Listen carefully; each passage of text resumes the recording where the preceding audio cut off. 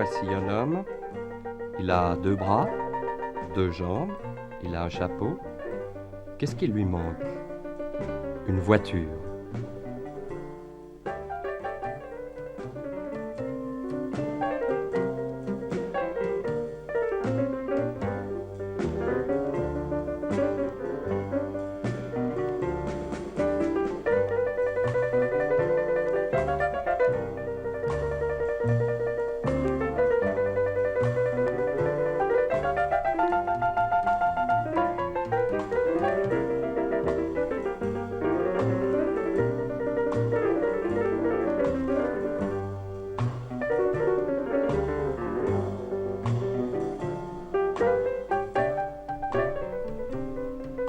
Nous venions d'arriver à Xénopolis.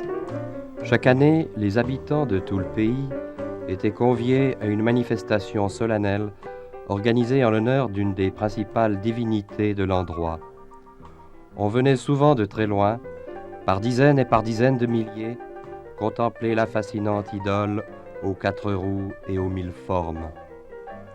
Dans l'esprit de chaque habitant, l'idée s'était glissée, insidieuse, et avait fini par s'ancrer solidement qu'un homme sans voiture n'est pas tout à fait un homme, qu'un homme sans voiture est en quelque sorte un être diminué. Une certaine pression sociale s'exerçait sur ceux qui ne possédaient pas de véhicule. On n'était pas méchant à leur égard. On leur disait simplement « Comment, vous n'avez pas de voiture ?» jusqu'à ce qu'ils se décident à faire comme tout le monde.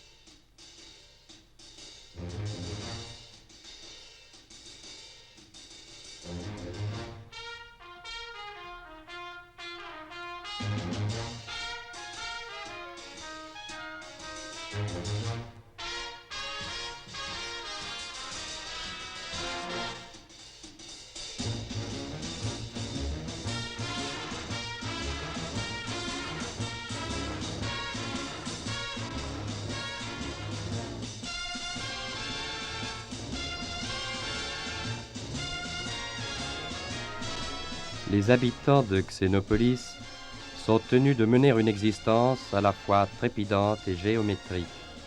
Ils se déplacent en longue file et foncent d'un feu rouge à un autre feu rouge.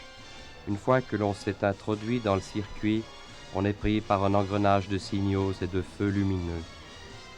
Dans les grandes artères empoisonnées par les gaz d'échappement, quelques rares piétons passent comme des ombres pourchassées.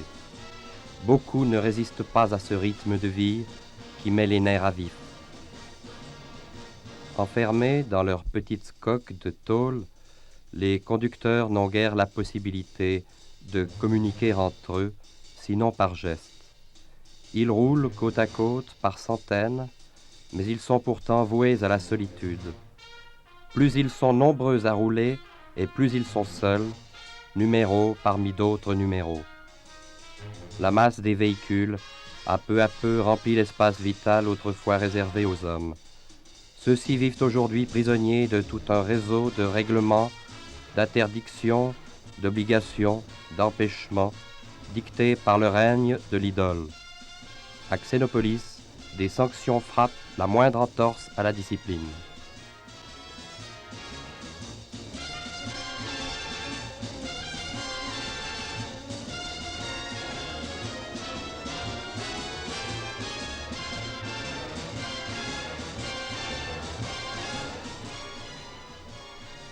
Malgré le prodigieux développement scientifique de ces dernières années, on est resté ici très attaché à la pratique séculaire du fétiche, une manière d'affirmer son individualité et peut-être de se protéger contre l'angoisse de la mort.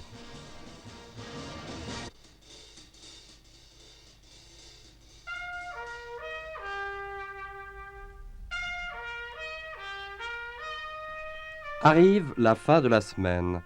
C'est là que les habitants de Xénopolis prennent leur revanche. Ils se rendent tôt le matin à une station de lavage self-service pour donner un shampoing à leur voiture, pour l'astiquer et la faire reluire comme un bijou. Et c'est enfin l'évasion. Détente d'un jour ou deux de liberté. Permission de respirer. Mais tous ces évadés du dimanche, après quoi courent-ils? Qui trouveront-ils au bout de leur route? De la voiture ou du conducteur? Qui donc mène l'autre?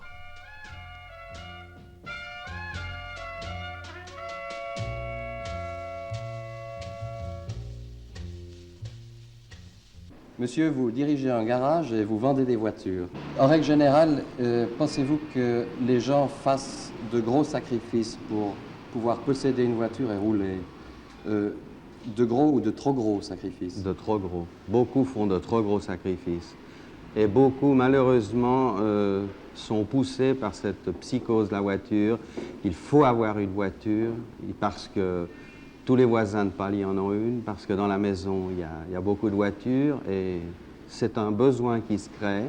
Et malheureusement, certaines catégories de clients ne prennent pas soin d'établir un budget. Vous voyez, ils se lancent, ils achètent la voiture et après... Ils sont forcés de la revendre? Oui, ou alors, ça, c'est la dernière chose qu'ils font, vous voyez. Ils ne payent pas d'autres commerçants, ils se font des sacrifices sur la nourriture même, mais ils gardent leur voiture, parce que ça pose, à Genève en tout cas, ça pose quelqu'un d'avoir sa voiture. Tout au moins, on croit que ça pose quelqu'un.